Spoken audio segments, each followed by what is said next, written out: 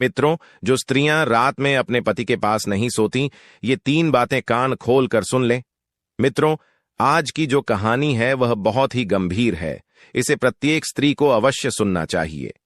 मित्रों, आज की कहानी में हम सभी जानेंगे कि जो पत्नी अपने पति के साथ रात में सोती नहीं है, उनसे दूर रहती है और अपने पति से लड़ाई झगड़ा करती है, अपने पति की कोई बात नहीं मानती है, ऐसी स्त्रियों को यह कथा अवश्य सुननी चाहिए। नहीं तो अंत में उन्हें सारा जीवन पछताना पड़ता है और उन्हें शनिदेव का ऐसा घोर श्राप लगता है जो कि उन स्त्रियों को बर्बाद करके रख देता है। मित्रों, कुछ लोगों के मन में यह प्रश्न उठ रहा होगा कि क्या पति पत्नी को एक साथ सोना जरूरी है? अगर वह एक साथ नहीं सोते हैं तो उन्हें क्या पाप भोगना पड़ता है? तो आइए मित्रों, आपका ज्यादा समय नष्ट न करते हुए कथा सुनाते हैं। इस कथा को सुनने के बाद आपको आपके सभी प्रश्नों के उत्तर मिल जाएंगे। मित्रों, प्राचीन काल में एक काशीपुर नाम का राज्य था। उस राज्य में एक अत्यंत ही सुंदर और रमणीक नगर था। उस नगर में एक किसान अपनी पत्नी के साथ रहा करता था। उस किसान को एक बेटा और एक बेटी थी।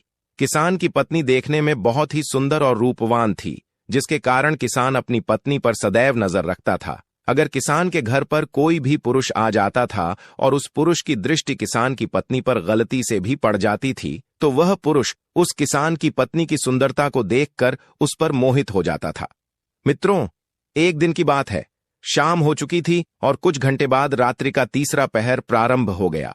उसी समय किसान अपनी चारपाई से उठा और चुपचाप उठकर सबकी नजरें बचाते हुए घर से बाहर निकला और जंगल की तरफ जाने लगा। मित्रों, उस किसान के मुख पर तनिक भी भय नहीं था। वह निर्भय होकर जंगल की तरफ बढ़ता चला जा रहा था। उसे देखने से ऐसा प्रतीत हो रहा था मानो उसे कुछ मिल गया हो। कुछ समय बाद वह किसान चलते चलते उस घने जंगल के बीचों बीच में पहुंच गया। तभी उस जंगल में एक झोपड़ी दिखाई देती है। वह किसान उस झोपड़ी के पास पहुंचता है तो उस झोपड़ी के बाहर उसे एक बहुत ही सुंदर स्त्री दिखाई देती है। उस स्त्री को देखकर किसान के चेहरे पर एक हल्की सी मुस्कान उतर आती है और वह स्त्री किसान को देखती है और उसके चेहरे पर भी एक हल्की सी मुस्कान आ जाती है। तभी वह स्त्री किसान से कहती है, हे स्वामी, आज आने में आपने इतनी देर क्यों कर दी? मैं आपका बहुत देर से इंतजार कर रही थी। मित्रों, आगे वह स्त्री कहती है, हे स्वामी, कुछ देर आप और ना आते तो मैं यहां से जाने ही वाली थी। तभी मेरी नजर आप पर पड़ी तो मैं रुक गई। उस स्त्री की बातें सुनने के बाद उस किसान ने कहा, हे प्रिय, आज मेरी पत्नी को बुखार था, इसलिए उसे नींद नहीं आ रही थी। फिर उसे सुलाने के लिए मुझे उसके पास जाना पड़ा। जब वह सो गई तो उसे अकेला छोड़कर चुपचाप घर से बाहर निकलकर सीधा तुम्हारे पास चला आया। आगे उस किसान ने कहा, हे प्रिय, इसी कारण से मुझे आज तुम्हारे पास आने में थोड़ा सा विलंब हो गया। तब वह स्त्री कहती है, हे स्वामी, आज मुझे भी विलंब हो गई थी, लेकिन मैंने सोचा कि आप आ गए होंगे। परंतु जब मैं यहां पर आई तो आप यहां पर नहीं आए थे। मैं सोच रही थी कि शायद आप आकर यहां से चले गए होंगे। फिर मेरे मन में विचार आया कि मैं कुछ क्षण आपकी प्रतीक्षा कर लेती हूं। शायद किसी कारणवश आपको आने में देरी हो गई हो। तभी वह किसान कहता है, हे प्रिय, विलंब ना कीजिए, अन्यथा सुबह हो जाएगी। मित्रों, किसान के कहने पर वह दोनों झोपड़ी में चले जाते हैं और उस झोपड़ी में कुछ समय व्यतीत करने के बाद अपने अपने घर चले जाते हैं। मित्रों, इस प्रकार से ऐसा कुकृत्य करके वह किसान अपनी पत्नी को धोखे में रखकर इस स्त्री से मिलने आया करता था और वह स्त्री अपने पति को धोखा देकर उस किसान से मिलने आया करती थी। तो चलिए मित्रों, आगे की कथा में मैं आप सभी को बताने वाला हूं कि जो स्त्रियां अपने पति को धोखे में रखती हैं या जो पुरुष अपनी पत्नी को धोखे में रखता है, उनके साथ क्या होता है। मित्रों, एक बार की बात है, भगवान विष्णु और माता लक्ष्मी एक ही स्थान पर स्वर्ण से बनी हुई सिंहासन पर बैठे हुए थे और उसी स्थान पर बैठे बैठे तीनों लोक का मनमोहक दृश्य देख रहे थे। तभी उनके पास नारायण का जाप करते हुए देव ऋषि नारद जी आते हैं और उन्हें प्रणाम करते हैं। देव ऋषि नारद की आवाज सुनकर भगवान श्री हरि विष्णु जी अपनी आंखें खोलते हैं और देव मुनि नारद का प्रणाम स्वीकार करते हुए कहते हैं, हे देव मुनि नारद जी, कहिए, आज किस प्रयोजन से आपका इस दिव्य लोक पर आगमन हुआ है? तभी देव मुनि नारद जी कहते हैं, हे प्रभु, आज मैंने धरती लोक पर एक बहुत ही विचित्र दृश्य देखा, जिसे देखने के बाद मेरे मन में एक प्रश्न उठने लगा। आगे देव मुनि नारद जी कहते हैं, हे प्रभु, यदि यह दृश्य भगवान ब्रह्मा जी ने देख लिया होता तो उन्हें तो मानव जाति से घृणा होने लगती और वे यही सोचते कि मैंने धरती लोक पर ऐसी मानव जाति क्यों बनाई है। देव मुनि नारद जी की बात सुनकर भगवान श्री हरि विष्णु जी ने कहा, हे देव मुनि, तुमने पृथ्वी लोक पर ऐसा क्या देखा जिससे तुम इतना व्याकुल हो, उठे हो? तुम मुझे निसंकोच होकर बताओ। तभी देव मुनि नारद जी ने बताया और कहा, हे प्रभु, आज जब मैं आकाश मार्ग से जा रहा था तो मैंने देखा कि एक स्त्री अपने पति को रात में अपने बिस्तर पर सुलाकर रात में जंगल की ओर जाकर एक झोपड़ी के पास खड़ी होकर किसी पुरुष का इंतजार कर रही थी, और उधर वह पुरुष अपनी पत्नी और दोनों बच्चों को सुलाकर और उन्हें अकेला छोड़कर घर से निकलकर वहां से घनी रात में जंगल से होते हुए आया और उस झोपड़ी में उस स्त्री से मिला, और उस स्त्री से मिलने के बाद दोनों ने आपस में शारीरिक संबंध स्थापित किया और उसके बाद वहां से चले गए।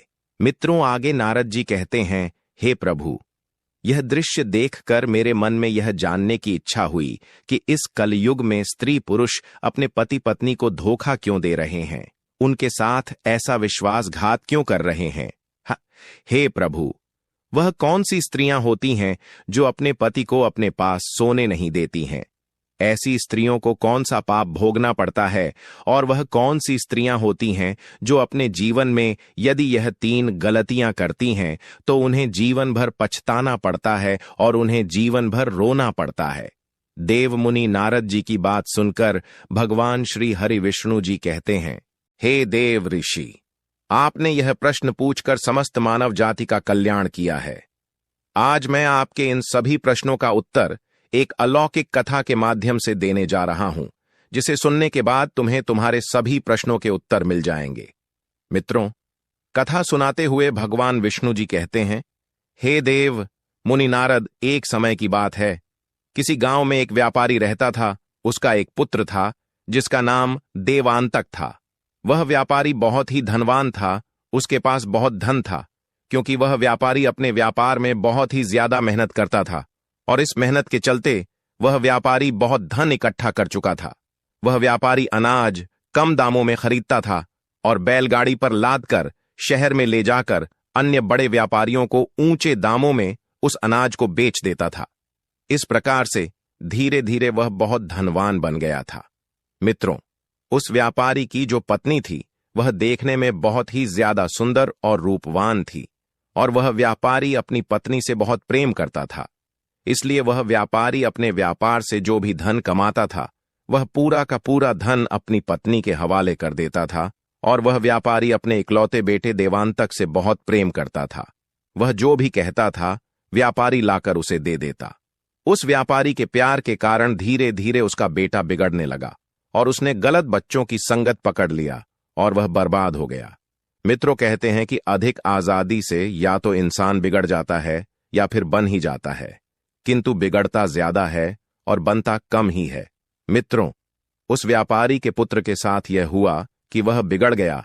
वह गलत लोगों के साथ रहकर शराब पीने लगा और जुआ खेलने लगा और अपने पिता का धन जुए में उड़ाने लगा। वह अपनी मां से झूठ बोलकर धन ले जाया करता था और जुए में हार जाया करता था, और शराब पीने के बाद वह अपनी काम वासनाओं को शांत करने के लिए वेश्याओं के पास जाने लगा। एक दिन किसी व्यक्ति के द्वारा उस व्यापारी को खबर मिलती है कि तुम्हारा पुत्र अपनी हवस बुझाने के लिए शराब पीकर वेश्याओं के पास जाता है और सारा दिन जुआ खेलता है। अपने पुत्र के प्रति ऐसी बात सुनकर वह व्यापारी मन में विचार करने लगता है कि कैसे इसे इस दलदल से बाहर निकाला जाए। तभी उसने निर्णय लिया कि इसका विवाह कर देते हैं, क्योंकि जब इसका विवाह हो जाए तो घर में इसकी पत्नी आ जाएगी, तो जितने भी यह उल्टे काम करता है वह सारे के सारे भूल जाएगा, और जो यह वेश्याओं के पास जाता है नहीं जाएगा, क्योंकि विवाह के बाद इसकी पत्नी आ जाएगी तो यह कहीं नहीं जाएगा। यह सब सोचकर उस व्यापारी ने एक दूसरे नगर में अपने बेटे का विवाह करने के लिए लड़की ढूंढने के लिए निकल पड़ा। जब वह एक बहुत ही सुंदर नगर में एक किसी सेठ का घर दिखाई दिया तो वह वहीं पर रुक कर देखने लगा, तो उसे घर के बाहर एक सेठ भी दिखाई दिया। फिर वह उसके पास गया और उससे कहा, हे भाई, हमारे पास हमारा एक बहुत ही गुणवान और चरित्रवान पढ़ा लिखा पुत्र है। मैं उसके लिए एक पुत्र वधू की तलाश कर रहा हूं। यदि इस नगर में किसी की पुत्र वधू विवाह योग है तो बताने की कृपा करिए। तभी वह सेठ भी कहता है, भाई, आप ठीक ही जगह पर आए हो, क्योंकि हमारी एक पुत्री भी है जो बड़ी सुंदर और सुशील स्वभाव की है, और वह देखने में अप्सराओं की जैसी दिखाई देती है, और उसके अंदर हमने बड़े कूट कूट कर गुण भरे हुए हैं। जब वह उस सेठ के मुंह से ऐसी बातें सुना तो वह मन में विचार करने लगा, अरे वह, यह तो बड़ी अच्छी बात है। इसकी पुत्री अप्सराओं की जैसी सुंदर है तो हमारे पुत्र को अवश्य ही पसंद आ जाएगी। हम निश्चित ही अपने पुत्र का विवाह इसी के पुत्री के साथ कर देंगे। यह सब सोचकर वह सेठ लड़की के पिता से विवाह की दिन तारीख रखकर वहां से अपने नगर को चला जाता है। जब वह अपने घर पहुंचता है तो अपनी पत्नी से मिलता है और अपनी पत्नी को यह सब बता देता है। उसकी पत्नी भी यह सुनकर अति प्रसन्न होती है और फिर सेठ की बेटी से अपने पुत्र देवांतक का विवाह कर दिया। मित्रों, देवांतक की जो पत्नी थी उसका नाम रोहिणी था। रोहिणी देखने में बहुत ही सुंदर लगती थी और वह सुंदर होने के साथ साथ अत्यंत रूपवान, गुणवान और स्वच्छ हृदय वाली स्त्री थी। देवांतक की शादी हो जाने के बाद देवांतक घर में ही रहने लगा, क्योंकि उसकी पत्नी इतनी सुंदर थी कि वह अपनी पत्नी को छोड़कर कहीं नहीं जाता था और उन वेश्याओं को भूल गया था। कुछ समय बाद देवांतक के माता पिता वृद्धावस्था में पहुंच गए। वह बूढ़े हो गए और एक दिन ऐसा आया कि उन दोनों की मृत्यु हो गई और वे इस दुनिया को छोड़कर चले गए। मित्रों, आगे की कथा सुनाते हुए भगवान श्री हरि विष्णु कहते हैं, हे देव मुनि नारद, उस व्यापारी के पुत्र का विवाह हो जाने के बाद उसकी काम वासना तो शांत हो गई थी, लेकिन उसकी जुआ खेलने की आदत अभी भी नहीं गई थी। और एक दिन उसके जीवन में ऐसा आया कि उसने जुए में अपनी सारी संपत्ति गंवा दी। अब उसके पास बिल्कुल भी धन नहीं था और ना ही उसके पास कोई हुनर था कि वह कहीं कोई काम करके कुछ धन कमा सके। उसके पिता जो धन कमा कर गए थे, वह सारा धन उसने जुए में लुटा दिया। एक दिन उसकी पत्नी ने कहा, हे स्वामी, अब तो हमारे पास खाने के लिए भी कुछ नहीं बचा है। अब हम कैसे अपना जीवन यापन करेंगे? फिर वह कुछ देर सोचने के बाद कहती है, हे स्वामी, आप यहाँ के राजा के पास चले जाओ और वहां कोई नौकरी ढूंढ लो ताकि हम दोनों का गुजारा चल सके।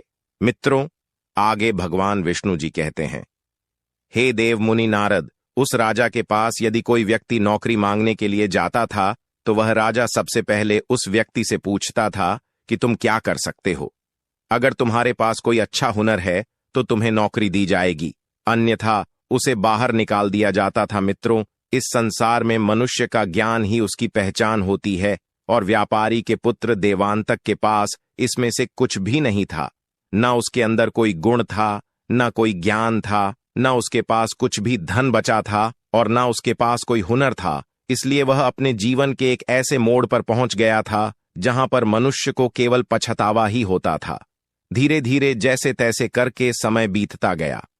इधर देवांतक की बेटी विवाह के योग्य हो गई, किंतु उसका विवाह करने के लिए देवांतक के पास एक फूटी कौड़ी तक नहीं थी और उसको अपना घर चलाने में भी मुश्किल हो रही थी। अब तो देवांतक दाने दाने के लिए मोहताज हो रहा था। अब तो उसके शरीर की सारी शक्ति क्षीण हो चुकी थी। एक दिन देवांतक काम वासना के भाव से अपनी पत्नी के पास गया। तब उसकी पत्नी गुस्से से बोली, इस संसार में इंसान का सबसे बड़ा सुख केवल काम वासना ही नहीं होता है, जरूरतमंद लोगों की मदद करना भी होता है। और जो लोग काम वासना के चक्कर में अंधे हुए हैं वह बर्बाद हुए हैं। वह तुम्हारी तरह जीवन भर पछताते ही हैं। अपनी पत्नी की यह बात सुनकर देवांतक बोला, यह तुम क्या कह रही हो? तभी उसकी पत्नी ने कहा, आज मैं आपको आपकी 3 गलतियां बताने जा रही हूं। इन्हें ध्यान से सुनना, क्योंकि मनुष्य इन 3 गलतियों को करने के बाद सारा जीवन पछताता ही है। कुछ लोग अनजाने में करते हैं तो कुछ लोग जानबूझकर करते हैं और ऐसे व्यक्ति को जीवन के अंतिम दिनों में इसका दुष्परिणाम भुगतना पड़ता है। मित्रों, पहली बात, जो मनुष्य अपने जीवन के शुरुआती दिनों में अच्छी शिक्षा और हुनर नहीं सीखते हैं, उन्हें अंत में कई तरह की दिक्कतों का सामना करना पड़ता है और आपकी यही गलती आपको जीवन भर परेशान करती रहती है। दूसरी बात, यदि आपके अंदर किसी कार्य को टालने की आदत है और आपने अपने जवानी के दिनों में किसी भी काम को करने में आनाकानी की है और अपने जवानी के समय को अय्याशी और इधर उधर घूमने में बिताया है, तो आपको अंत में बहुत सी कठिनाइयां मिलती हैं। तीसरी बात, मनुष्य को सदैव अच्छे लोगों की संगत में रहना चाहिए, क्योंकि गलत संगत में रहने से आप अपने मार्ग से भटक जाते हैं और इस प्रकार से आपको कभी भी लक्ष्य और हुनर की प्राप्ति नहीं होती है और आपकी गलत संगत अपनी तरक्की को रोक देगा और यही गलती संगति आपको बर्बादी की ओर ले जाएगी। मित्रों, देवांतक की पत्नी देवांतक से आगे कहती है, हे स्वामी, तुमने तो अपने जीवन की शुरुआत ही गलत तरीके से कर ली, इसीलिए आज हम लोगों को इस तरह की दिक्कतों और मुसीबतों का सामना करना पड़ रहा है। अब मैं तुम्हारे साथ काम क्रीड़ा नहीं करना चाहती हूं और ना ही तुम्हारे साथ सोना चाहती हूं। अब तो आपको यह करते हुए शर्म आनी चाहिए। अब मैं भगवान की सेवा करना चाहती हूं। मुझे यकीन है कि भगवान हमारी सहायता अवश्य करेंगे। अब यही समय है। आत्मा को परमात्मा से जोड़ने का बालवस्था यानी जवानी तक लोगों का जीवन ब्रह्मचारी होता है। ब्रह्मचारी के बाद लोग विवाहित जीवन में आते हैं। विवाहित जीवन में आने के बाद लोग पुत्र की कामना करते हैं। पुत्र होने के बाद लोग बहू की कामना करते हैं, फिर बूढ़े हो जाते हैं और फिर उस ब्रह्मचारी जीवन में वापस चले जाते हैं जहां से विवाहित जीवन में आए थे। इसीलिए ब्रह्मचारी जीवन में जाना ही बेहतर है। जिस तरह युवावस्था को बर्बाद किया है, उसी तरह वृद्धावस्था बर्बाद नहीं करना चाहिए। पूजा पाठ भजन कीर्तन आदि करना चाहिए। फिर देवांतक की पत्नी रोहिणी कहती है, हे स्वामी, मैं अपने जीवन के बचे हुए दिनों को बर्बाद नहीं होने देना चाहती हूं। अब तो आप समझ ही गए होंगे कि मैं आपके साथ काम क्रीड़ा क्यों नहीं करना चाहती हूं और आपके साथ क्यों नहीं सोना चाहती हूं। अब हम लोगों का केवल एक ही लक्ष्य है, भगवान की पूजा करना और अपने बच्चों का विवाह करना। अब से आप काम वासना के मोह को भूलकर मेहनत पर ध्यान दो। एक दिन भगवान हम लोगों की जरूर सुनेगा। मित्रों, आगे भगवान श्री हरिविष्णु जी कहते हैं, हे देव मुनि नारद, उस देवांतक की पत्नी ने सही कहा था। जो लोग मुझसे सच्चे मन से जुड़ जाते हैं, उन्हें जीवन में कभी किसी चीज की तकलीफ नहीं होती। मित्रों, देवांतक की पत्नी रोहिणी जो थी, वह बहुत ही दयालु थी। एक दिन वह बाजार जा रही थी, तभी रास्ते में उसे एक बुढ़िया मिली जो दर्द से कराह रही थी। जब देवांतक की पत्नी ने उस बुढ़िया को देखा तो उसके पास गई और उसे अपने साथ घर ले आई। उसकी खूब सेवा की। उसके सेवा भाव से खुश होकर बुढ़िया ने उसे बहुत सा धन दिया। इतना सारा धन पाकर देवांतक और उसकी पत्नी बहुत खुश होते हैं। फिर वह उस बूढ़ी मां और भगवान को धन्यवाद करते हैं।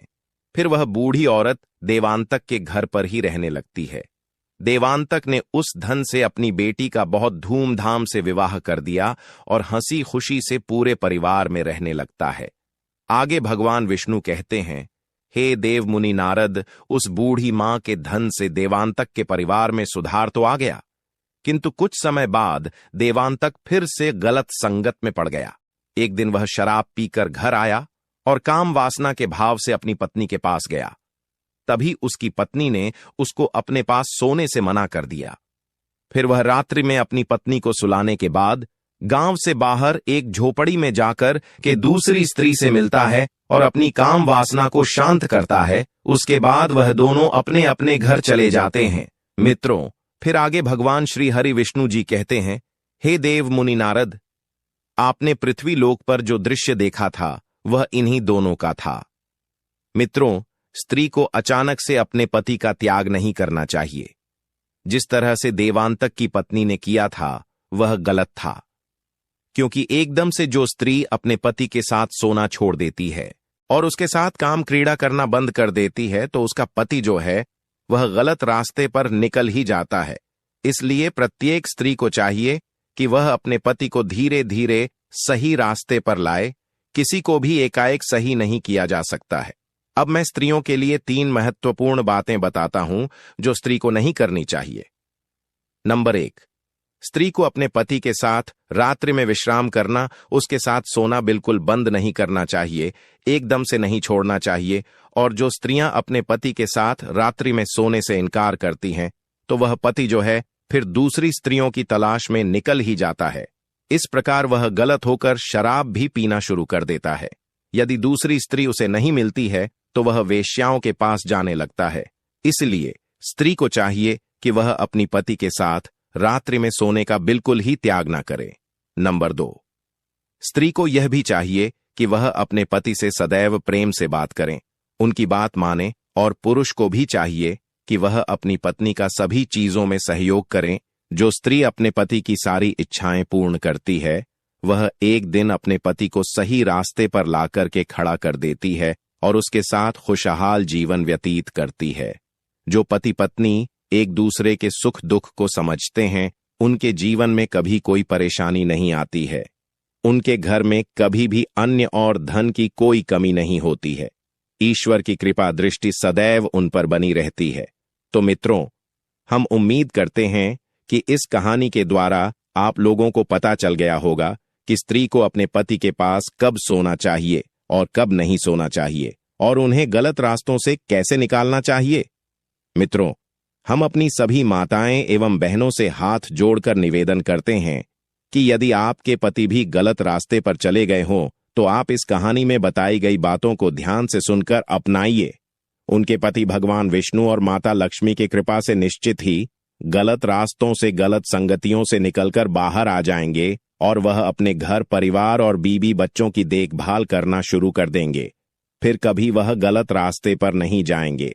मित्रों, अगर ये कहानी आप लोगों को पसंद आई हो तो कमेंट बॉक्स में जय श्री हरि विष्णु और जय हो माता लक्ष्मी की लिख करके, वीडियो को लाइक करके, चैनल को सब्सक्राइब करके बेल आइकन ऑल पर प्रेस कर लीजिए, जिससे आप सभी लोगों को प्राचीन कथाएं और कहानियां सबसे पहले